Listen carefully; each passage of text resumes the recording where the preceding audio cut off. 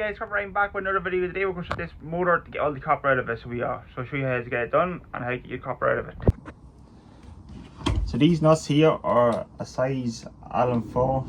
So get these screwed out. Show you how it's done.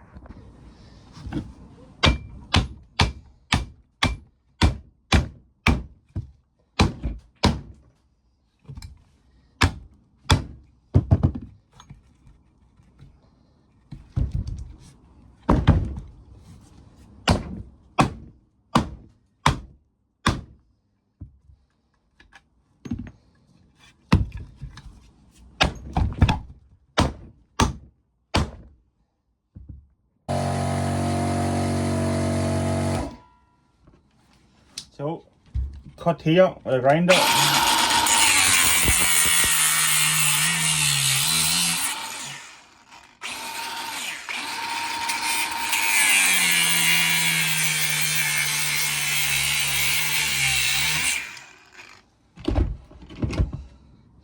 Yeah, what I like to do, I think, is the handiest.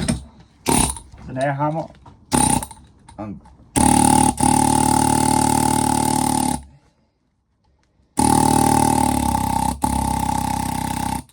fill the tank up again.